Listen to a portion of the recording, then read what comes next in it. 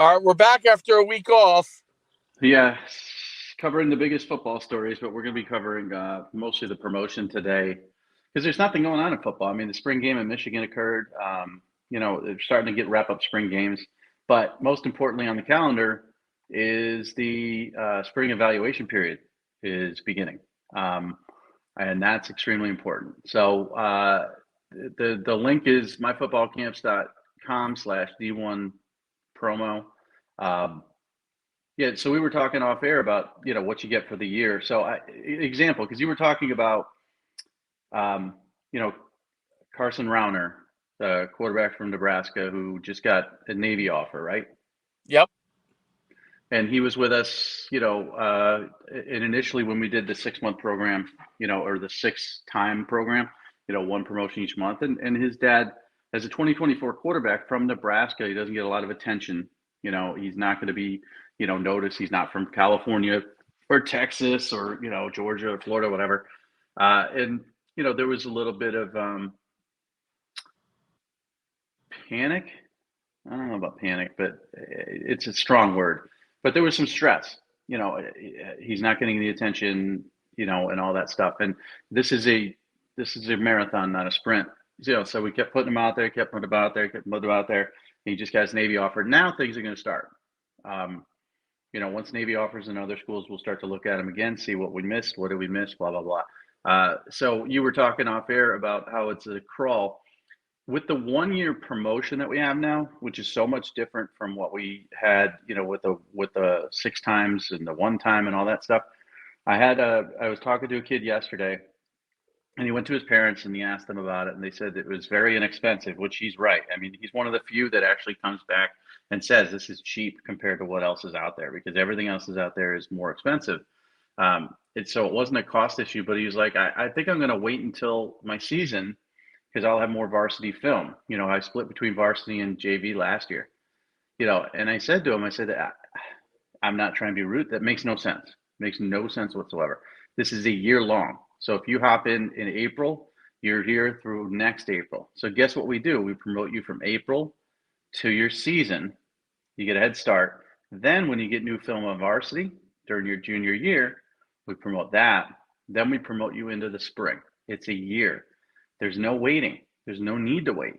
I get before when it was the 6 time, you don't want to waste the 6 times maybe leading up to your season, which I still think is the off season is more beneficial than the in season for recruiting. But now there's no point. You get a year. We're going to start in April. We're going to go May. We're going to go June. We're going to go all the way through the calendar. So I think he's going to sign up for sure, but there's still some confusion out there as to what timing needs to occur. So I think you labeled this the art of recruiting? Yep. So talk about the calendar a little bit. So April 15th, correct me if I'm wrong, is when the colleges are able to start coming out on your campus, doing their evaluation period. They can appear at events. I mean, below FBS, they can appear basically at everything anytime, right? But FBS can appear at things during the week, basically Monday through Saturday. And then below that can pretty much do whatever they need to. This calendar time period is the time that you really have to push, because the window goes April 15th to May 30th, right? Or what? Right at the end of the 31st, beginning of June. Right. Beginning of June, right. Yep. So, it's a 6-week window that when they're deciding on places to go, coaches to stop by, schools to stop at, you want them to be on top of mind. And that's why this promotion is such a big deal at this time period. Obviously, we talk about like how having an ongoing thing is so important. But right now, this is an opportunity to get in where now they're going to stop in, do an evaluation on you. And some of the things that, like in the art of recruiting, one of the things I think is really important is, heck, they can watch you. You can go after school onto your field, okay? In most states, you have to do it without your coach, but some states maybe you can. But you go on the field, and you can, let's say you're a quarterback, you go throw to your receivers. The coach could be standing there right in the stands watching you throw and get an in-person evaluation, because that's one of the things that actually can be done. As long as they don't physically sit there and have a conversation with you, they can watch you and evaluate you. And you want them to visit you at your school. Okay. Now, on the flip side of it, right, a lot of kids think that the high school coach is going to do this for them. Are there high school coaches that do that? Absolutely. There are guys that definitely take an interest in it, and their players do a ton of stuff for them. There also are a lot of coaches that are teachers, coach 3 sports in high school. If they're even if they're the head football coach, they're responsible for this or that. So their time in recruiting gets strapped. This becomes another assistant for you. This becomes your assistant coach. We become your assistant coach to help promote you through the social media promotion throughout the course of the year. So it will end up assisting in everything. If your coach is doing a ton of stuff, great. It'll only add to it. If he's doing a little bit, but he's strapped on time, he can only reach out to a few places here and there. This will be a huge benefit for you, because no one's going to have the following that me and Mike have. You're talking over 1 million+ followers. I was just going through it because I was sending people to this All Northeast camp that are running April 16th. And I was going through some of the players, you know what I mean, that I was inviting, and just looking at their followers. And the coaches that were following them, it was like 7 out of 10 followed me, of these college coaches. Like, they follow, and you might be 9 out of 10 if I was going through yours, right? It was so high amount of college coaches that are following what we're doing, and the kids that we're putting out there, we're talking about. That is the way in today's day and age for you to get out there in assistance to what you're doing on your own. Yeah, and here's the other thing too is like these are not, Alabama, it's always fun to brag. Saban's not on social media, but it's always fun to brag that Ryan Day from Ohio State follows me, or Steve Sarkisian at Texas follows me, or Mike Norvell at Florida State. That's fun, right? And they do that because they want, to know what the 5 stars and 4 stars are thinking and saying, and what rumors I have there. But most, the people that are important to you in this program are the FCS coaches, the Division II coaches, the Group of 5 coaches, and that level. And those guys all follow. And now they're starting to follow more. I'm getting a lot more followers from smaller schools than I ever had before. Because, before I was never mentioning Georgia Southern, or had a kid that they might be interested in, because they're going to take, what's left over in the state after the SECs and the ACC is done. So now we got more followers. The other thing to this spring evaluation period is this is the last one, the way it's been structured for the last many, many years. And by that, I mean, there's changes coming. So the NCAA is going to change the recruiting calendar because it's become so untenable for coaches to keep up with things between the transfer portal and NIL and all this other stuff. So the changes that are coming next spring, and these changes will also go into place probably heading into this football season. They haven't been ratified yet. Coaches are going to be able to talk to recruits at their schools in the spring for the first time ever. Sit down, have a long conversation. That's going to hurt kids who need this program, because they're going to go to your school and they're going to focus on 2 or 3 guys that they want, and they're going to have long conversations. So now with the bump, and the bump is like, say hi, have a brief conversation with them, but it's mostly evaluation.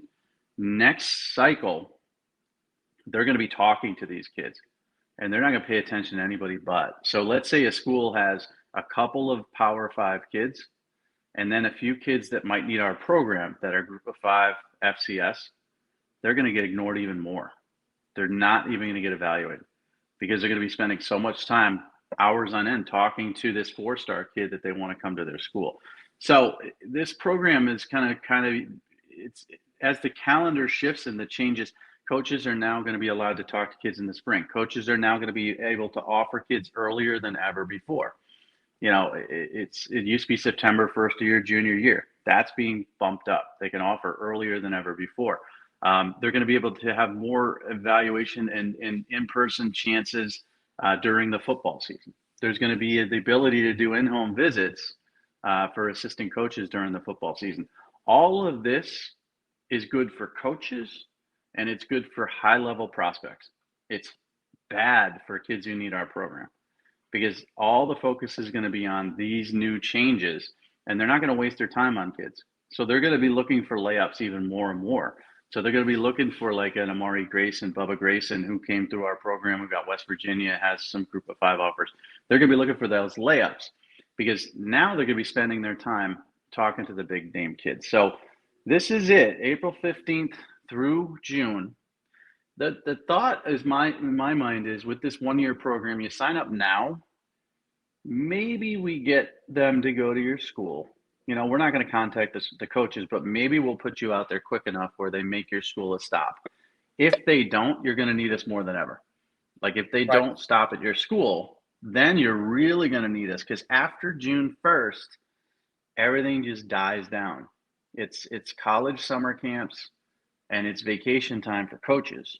They're still recruiting, but they're not going to be recruiting you as actively. So that's when you really need June 1st, July 1st, August 1st, those times you're really going to need us. So I think the timing of this, you're going to need us at any time of the year, whether it's November, April, July.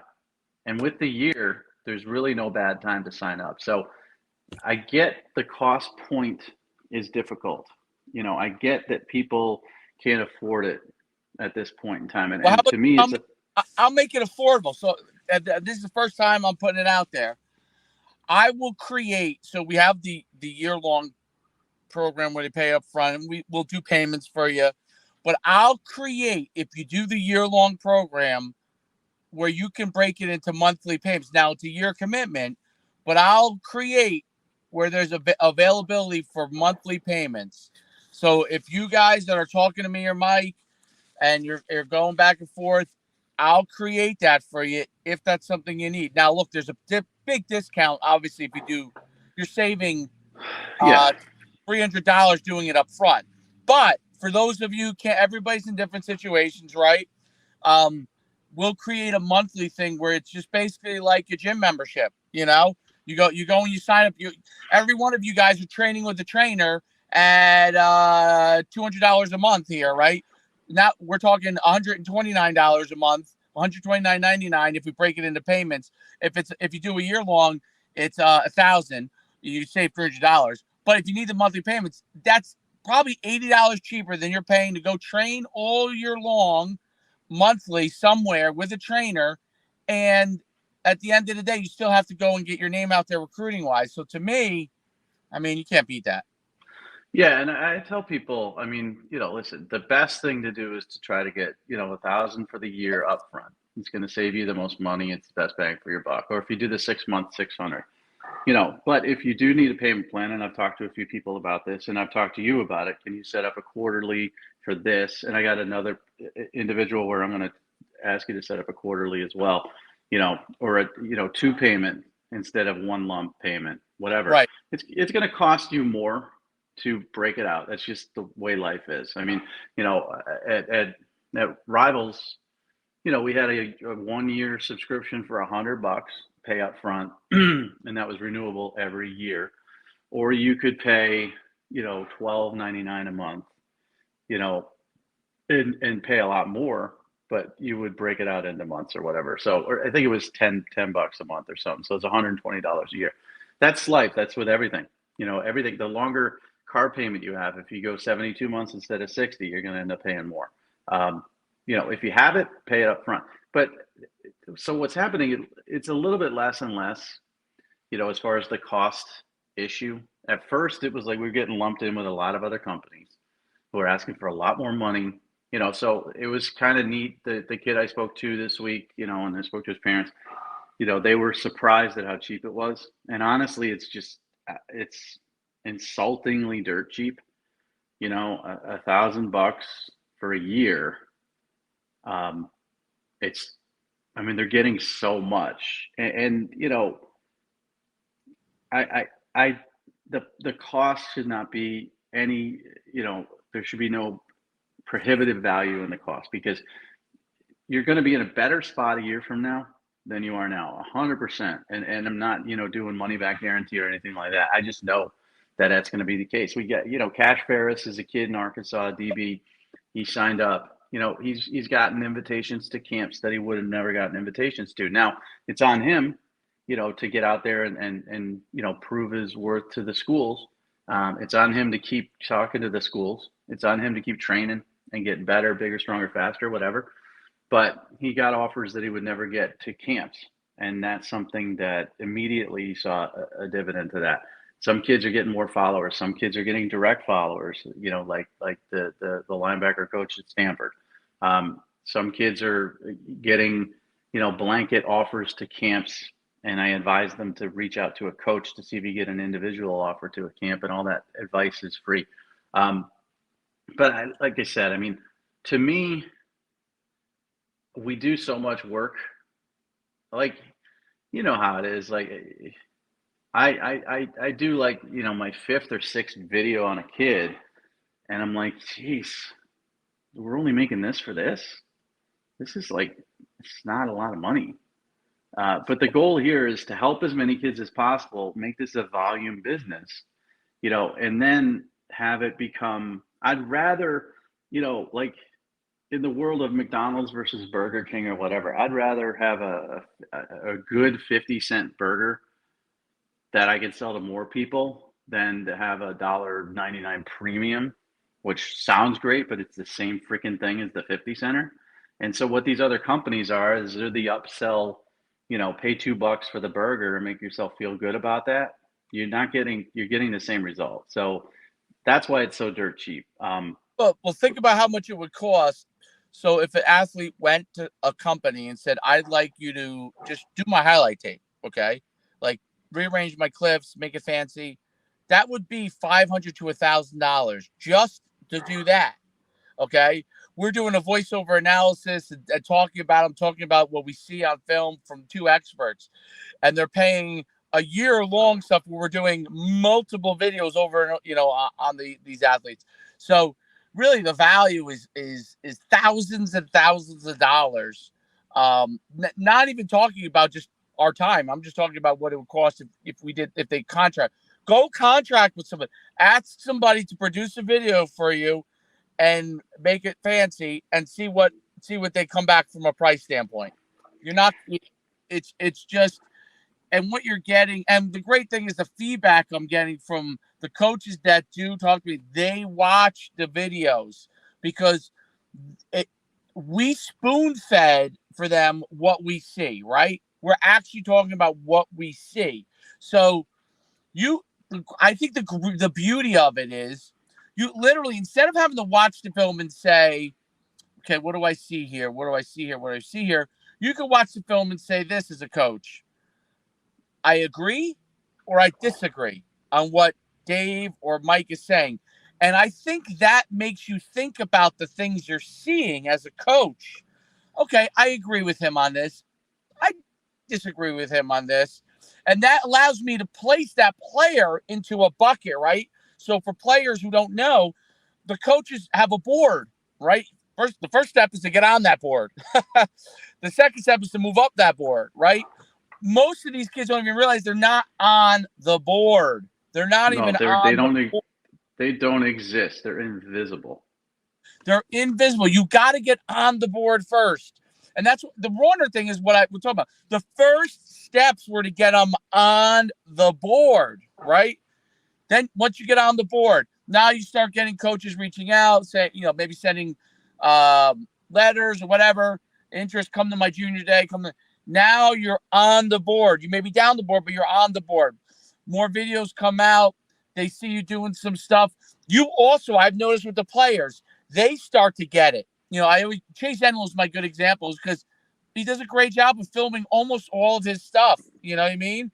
So because he films it now, our job becomes even better because now we can take things we're seeing and I'm like, I can point out Chase running a route here in my next video. Because he puts out his own content and we retweet his content, right? So those are the things that are very helpful. And I use him as an example because I think he's one of the kids who do a really nice job of periodically putting stuff out there on his own, right? And that coupled with what we're doing, we're retweeting that. That's all part of it. And the retweet is all of a sudden, let's say you got 1,000 views on your video. Now you're getting 3,000 views on that video. It's all part of the process. And what you want is you want coaches to make a decision, right? Do I move him up the board? Do I like him? Do I not think he should be on my board? And you want them to keep going through that process. And the more coaches that go through that process with you, the more likely you are to then have a guy that says, yes, this is a guy that I like, and this is why I like him. It helps them validate their own process, and it helps them to go through it. And they're not thinking about it in the way that I'm explaining it. But the easier you make the college coaches' processes to evaluate you, the better it is, the more likely you're going to get on the board, the more likely you have a chance to get recruited. Yeah, it's like the lottery, man. I mean, you can always talk about what the Powerball is and how much it's worth, but if you don't buy a ticket, you can never win it. Now, the chances of you winning it are very slim, but somebody wins it. And it's the same thing with, sports gambling or the casino or any sort of gamble, any sort of risk you take. Asking a girl out, like, you could like a girl. If you don't ask her out, she doesn't know you exist. She doesn't know you're interested. There might be rejection. We could put up a film on a kid and a coach might look at it and say, well, this kid ain't for me. He's off my list. But you were seen, and the more you're seen, say 9 coaches say you're not for me. One could say you kind of maybe are. Let's get him to camp. Let's see him in person. It's a numbers game. You got to get out there to as many people as possible. The people who buy 1,000 lottery tickets have a better opportunity to win percentage-wise than the ones who buy one. And the ones who don't buy any are never going to win and never will reap the benefits. So that's what it is. It's an investment.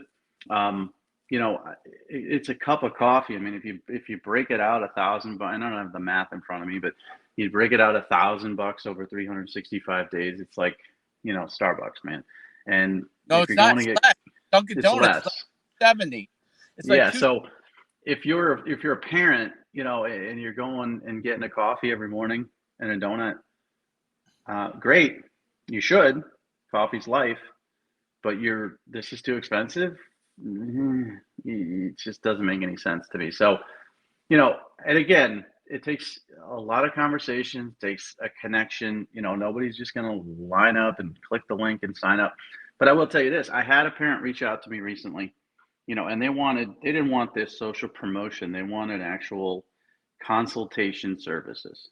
Okay. What that entails is me promoting their son, me reaching out to coaches on their behalf, and giving them advice on the recruiting process. My minimum consultation fee is $3,000 a month, minimum, and I won't lock in for less than 3 months. Period. And even that is an absolute bargain. And that's just this is so much better than that and so much cheaper than that. And so these companies that you're paying $3,000 a month for that are similar to the consultation fee that I have, which I don't do for individuals, by the way. I do it for companies, that say they're going to reach out to schools for you and they're going to give you advice on this, that, and the other. That's great. If you want to pay $36,000 a year to somebody to say they're going to do that for you, I guarantee you're going to get the same results as us for $1,000 a year, because really all it is, the coaches aren't going to make a decision. If I do a voiceover on a kid, Cyrus Aboud, the linebacker from Florida, if I do something on him, right, and I talk about his, he's instinctual, he reads the play well, he's a hustler, coaches are going to see that. They're going to do their own evaluations. There's nobody on. The only people who don't do their own evaluations, sadly, in this industry are the recruiting websites. They don't do their own evaluations. Crazy. It's like, oh, this kid's got Ohio State offer, 4 stars, maybe 5. That but coaches, when they're handing out full scholarships and they have 25 spots to fill, and even less now with the portal, they're going to be very picky and selective about who they go on. So they're going to look at this and they're going to say, well, who is this kid? And to your point, I agree, I disagree. It doesn't matter. They're going to first of all say, who is he? I didn't know he existed. Secondly, what's his height and weight? Let's get some measurables on him if we can. If we can't get good measurables on him and we're interested based on his film, let's get him on campus. Let's see him in person. Let's get him to a summer camp. Let's do something with him, something. And that's not going to happen unless you have this type of promotion. So I like the voiceover analysis part of it, because it allows me to sort of see the strengths of the kids. And before, evaluating the DeAnthony Arnett's of the world, or the Odell Beckham Juniors of the world, or all those 4 or 5-star kids of the world, that was fun. But now I get to see like the kids that have no interest, and I have to see, well, Bubba Grayson's an example. Like, why was there no interest here? He's not the tallest or longest offensive lineman. He's not going to like be a measurable kid at the combine that like wows everybody with his wingspan. And he's an interior guy. He's not a tackle, but man, he can move. He can pull. He's got good feet. He's athletic. Nobody knew about this kid really, and now they do. So that's the fun part. But coaches will take what we say and they make their own personal evaluations, but they're never going to do that if you don't exist. So right now, anybody we're talking to here doesn't have a lot of interest, has like 200 Twitter followers. You don't exist. You're invisible. And the only way to get visible is to, be socially promoted. No, the Bubba Grayson thing is a great example. Like when you get, so, everybody has their huddle links and the coaches are perusing stuff and it says 6'3", 2, I don't know what it was, 285, 290. And what happens is people can get put in buckets, right? So he's not a giant. He's definitely good enough size, but he's not a giant. So you from an evaluation standpoint, you're like, I'll get around to him. But now when you go watch his film, and we put it out there so many times on him, you see the way he punishes people. You see the way he does things at camps where he punishes his feet. His arm length for his height is excellent. His finishing capability is excellent, right? And by pointing it out and putting it out there so it's in front of guys over and over again, now you're like, you know what? Listen, this guy's a guard, but I need to look at him and the way he moves. This is a guy that is the Division I guy, and that's why he's picking up offers, and he's going to pick up more and more. Like immediately the first few clips he jumps off of you and how he likes to finish, right? And I think that is a thing that happens again and again. I'm seeing with prospects is that, like, yes, if a guy is 6'7", they're going to take a look at him if it comes across their desk. But when you're in the height that they have a lot of guys on their roster with that height, they're looking first for something exceptionally that stands out, and then they're going to get to you. But what happens is, in the normal course of the process, they may not actually get to you. Now they're going to get to you. Now they're going to get a chance to get a look at you because we're pointing this out. More guys are seeing it and they're saying, "Oh man, let's take a look at this guy now, and let's get him to our campus now, so we see if we really like him." And then that's how do offers come about? That's how offers come about. They do have to build relationships with you, and that's why this thing over time is such an important thing. You do have the instances where once in a while, like, hey, we've hit a slam dunk once in a while on guys where things have happened fast, right?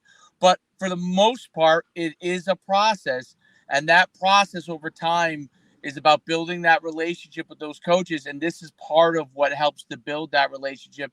So then he can then ask about you. You can then get on campus. You then can build that relationship. They see the clips. They see you in a different light, and obviously, when you go to their camp or when you meet them on a junior day, those are all things that have a huge impact. But that's all part of the process. And that's what I love about it, because it puts a face to a name with everything. It puts a familiar face, me and you, to a lot of these kids' films. So when they see it, they can evaluate it for them for the appropriate level that they're at. And it creates a little bit of buzz, even if it's just the slightest little vibration of buzz. Right. So, a kid like Cash Ferris, the kid from Arkansas, like he's getting these camp invites. Everybody gets camp invites. Team camps, of course, as you know, I mean, it's a big moneymaker. So if you go to a camp, with your team, you're one of that, team. And so it's not really an individual camp that there's no buzz about you unless you're one of the better players on that team and you're on the radar already, and then you don't need us. But if you are, a guy who's not, on the radar, if you don't have any buzz or whatever, you have a name. So when you come to the camp, they're gonna watch you a little bit extra. I'm not gonna say they're gonna sit there and use all their time at a summer camp to evaluate you personally, but you might be put into a slightly higher group than you would normally if you weren't known. And that allows you to have an opportunity to stand out in a bigger, more talented pool. There's groupings in college camps. We all know it. Maybe people, the person, the average parent may not know it or whatever, but they're putting you and they're lumping you. So your kid can hustle all day long. He can go to a 4-day camp, pay a ton of money to go to a college camp, hustle all day long, sweat like crazy. And of course, at these camps, you've got the school that's hosting it, and then you got the FCS level coaches that are there assisting and evaluating as well. If he's not in the right group, he's not going to be noticed. Doesn't matter. Nobody's watching. Nobody cares. So you got to get in the right group too. And the only way to get in the right group is to have a little bit of buzz, even if you're not good enough, even if you're like, let's say Ferris goes to Arkansas's camp, and let's say he's not their cup of tea as far as a Power 5 player. He's going to get put in a higher group anyways, because now he's got a name. And then they're going to evaluate. But in that higher group, guess who else is evaluating the higher group? The FCS coaches. People gravitate. I've been to summer camps for 25 plus years. Coaches evaluate. People gravitate towards certain groups. The first question I asked at a camp when I went there, whether it was, a local camp up here at BC or Rutgers or, Syracuse or whatever, UConn, or if it was a national camp at LSU or Tennessee or whatever, the first question I asked to the recruiting director, where's the A group? Where are they? What field are they on? And then he would tell me, and I wouldn't deviate from that field. I wouldn't leave it. There's no point for me to go to the B and C and D groups. And I was there to scout 4 and 5 stars, but also there to find freshmen that I didn't know about that weren't on my radar. But that's where I'm going. And guess where the coaches are going? They're going to that group as well. And the only way to get into that group is to have a name and a buzz. And that's what we provide, is that buzz. Now, you got to be good. You can go there and suck, and no one's going to care. Or you can go there and surprise people, but you got to get there. So as invisible as you are without this program, even with this program, you got to have a little buzz. So if you go from invisible to visible, and then you go from no buzz to buzz, you might get into that group. And then if you're in that group and you perform well that day, you might get into a different group. So it's all about that slow little incremental changes that can occur in the recruiting process that change everything, absolutely everything. And I don't think people know. I don't think people know their kids are invisible. I think they DM coaches and email coaches. I think they send their film out and they think people are watching it. They're not. I don't think people know that there's tier groups at college camps. There's tier groups at these other camps. I ran camps. Well, helped, and I didn't run them. I filled camps, let's put it this way, for 15 years. We knew who the best players were, and we put them against each other because that's what we wanted to see. And we didn't publicly say that. We didn't say, come to this camp, we're going to put you in the B list, and you're not going to be in the A. But that's what you do. You just naturally put better players with better players, and you want to be one of those guys that gets put up with better players. There's no doubt. And the reason why guys don't deviate from the A group is if for some reason somebody does something extreme in another group, they just bring them over to the A group. So you want to be in the A group. They'll pull them over. Yeah, they'll just pull them over. You don't ever have to deviate from it. And who gets pulled over, just in case people are listening and trying to figure that out. If you are 6'7", 6'6" lineman and you're over in, I don't know, the other groups and you're doing well, they're going to bring you over to the A group. If you run a 4.4540 and you're in another group, they're going to bring you over to A group. So most of you don't fall into that category. So that's what becomes very difficult to move from those other groups if you're not one of those two categories, right? To get into the A group. So it's important to be in it from the get-go because that really is a lottery if you're not in the A group, right? You really literally have to blast the grade 40 or literally be a giant, and that's the only way you get moved over. Yeah, and we got a couple of those. I mean, Xander's one of them. He's a physically, you look at him and then you see him move, he'll be pulled over the A group. But still, I mean, the fact that Xander started with us and started getting followed by, particular coaches and stuff like that. Now, if he goes to a camp, he's going to get not just the FCS coaches looking at him, but the actual, Power 5 assistant coach at his position is going to be looking at him. Hill Greenlee in Texas, 6'7", 290. He's a kid who'd probably start off in a C or B group, and then they'll see him and they'll be like, okay, let's move him over to A. Now, he does that. He's got a lot of JV stuff. He doesn't have a lot of varsity stuff, but he's physically imposing enough to be pulled over there. But how do you get invited to those camps? That's the other thing too. Like, again, it's really hard to be noticed because the other part about it too is like all these camps aren't done in one space. You ran the Winterfest under the bubble. You go to a college camp and you're going to have some kids out on the softball field, some kids out on the baseball field, some kids on the practice field, some kids on the actual stadium turf. These are different locations. So if a kid's on the softball field and he's in a B group and he stands out, doesn't matter. He might not get pulled over because it's not like you can pull him over. Like at ours, at the bubble, a kid's 40 yards away, you could pull him over. If he's 2 fields over, and I've been to a billion camps, every campus, you can name it. Every campus runs camps on multiple fields. So if a kid's really good and he's, 250 or 300 yards away on the softball field or on the practice field, he may be great, but he may stay over there. He may never get to the A group just because they're not going to pull him over, because pulling him over involves a big, big process. So even if you're good enough, a Hill Greenlee could be 6'7", 290, show up. He's on the softball field, which is, a quarter mile away from the actual field. Doesn't matter how big he is. They're not going to pull him over. So there's a lot of little nuances that go into it. The easiest thing is to be known. That's it. If you're not known, you have very little chance. And most of our kids are not known when we get them. And then they become known to an extent, and then things can happen for them. There's no doubt. I'm going to let you riff. I'll be back in 2 minutes. Well, I think maybe we should wrap it up. If you want. Let's wrap it up then. Good. Yeah, I'm done. Let's wrap it up because I think we covered most of the stuff. I mean, the spring ball stuff is really just beginning. So let's, obviously let's go UConn, right? Go UConn. Go UConn tonight. They're going to kill them. They're going to kill them. I agree with you. And but let's wrap it up. myfootballcamps.com/D1 promo. And I think honestly we nailed it. This was almost like the